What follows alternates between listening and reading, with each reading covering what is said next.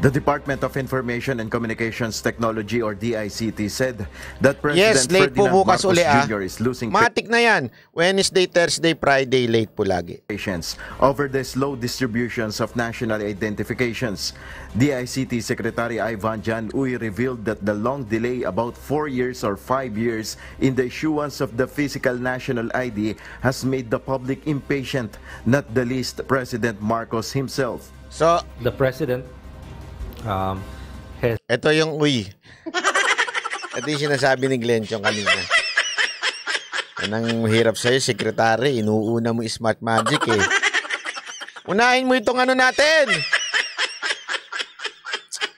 Itong national ID natin, unahin mo ha, sekretary. Parang awa mo na. Pati nga yung presidente, yun naiinip na eh.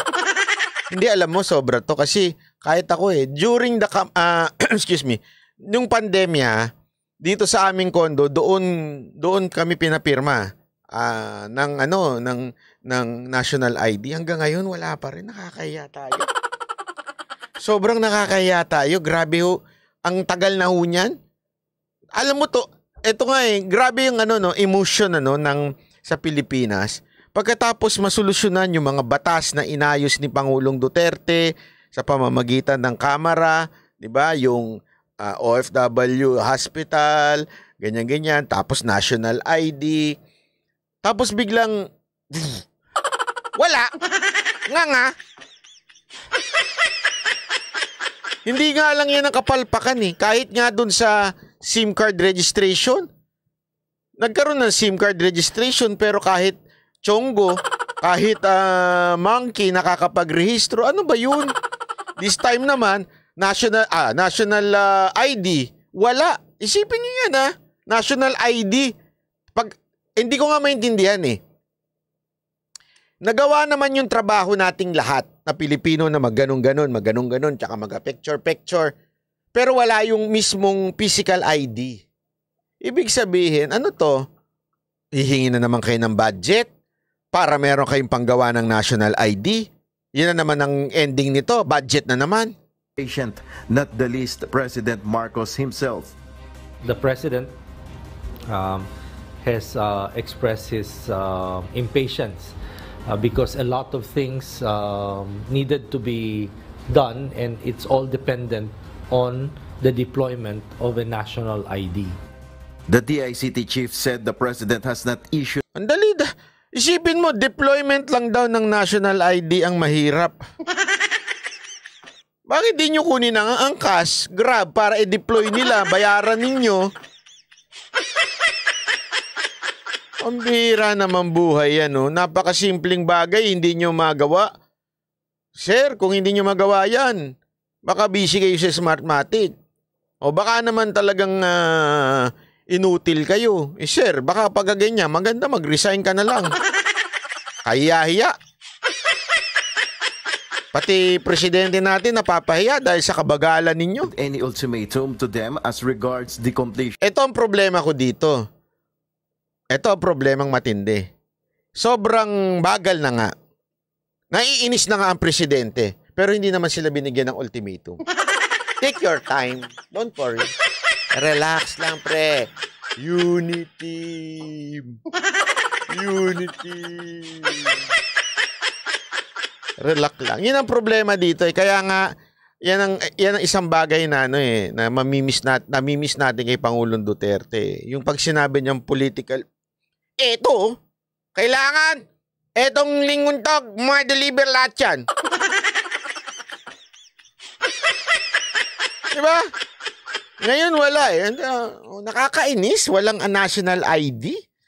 Pero okay lang yan. Okay. Take your time, take your time. Mahaba pa, 6 na taon pa.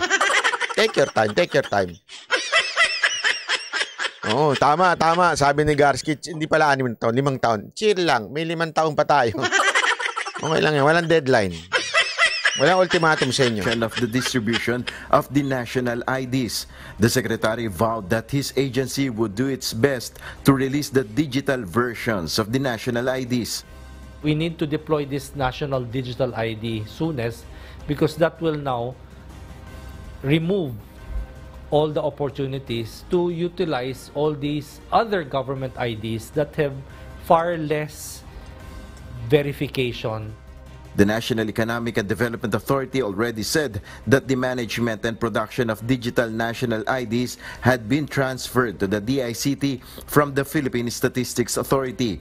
The PSA has captured the data of around 80 million individuals for the national ID. The DICT needs access to the PSA's database to deploy the ID in digital format. Nel Maribuhok, UNTV News and Rescue. We serve the people, we give glory to God. Ay nako. Anyway, puro sa kayo daldal. Yan lang masasabi ko sa inyo. Ang dami nyo sinasabi. Gawin nyo na lang. Yun lang yun. Gawin nyo na lang ang simple-simple na ho niyan. Isipin mo ha. Nung naupo kayo, i-distribute nyo na lang. Naalala nyo, tinapos na yan kay Pangulong Duterte during the pandemya. Nagawa. Isipin nyo yan ha. Ewan ko, ayoko na tawagin kayong inutil, pero napaka-inutil talaga eh. During the term of PRRD, meron ng pandemya and yet nagawa ipalista ang mga tao. Kayo, i-distribute nyo na lang, hindi nyo pa magawa. Ano ba naman kainutilan yan? Supposedly, ano pa naman, DICT is technology. Ibig sabihin ng technology, mabilis. Hindi naig nyo pa yung teleserye ng mga Pilipino yung sa ABS-CBN tsaka sa GMA, yung mga teleserye dun Yung maghahalikan lang, aabutin pa ng 5 minuto.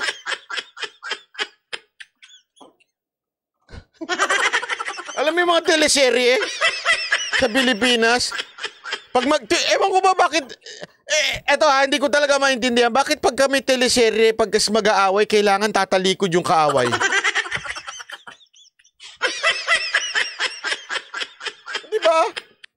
Hindi ba? Kayo ba pag nag-aaway kayo ng asawa nyo, tumatalikod ka tsaka ka iiyak?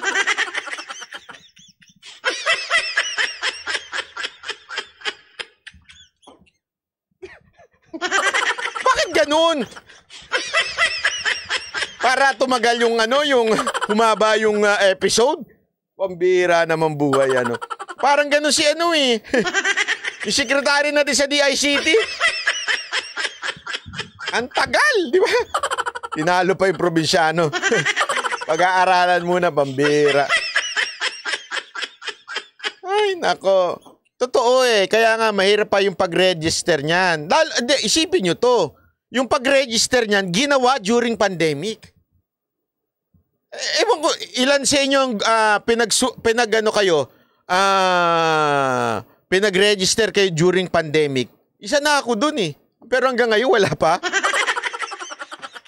Feeling ko nga, pasensya na dun sa SG natin dyan sa reception Halos araw-araw ko tinatanong ko, nandiyan na ba yung national ID ko? Kasi excited ako Collection ko ng ID yan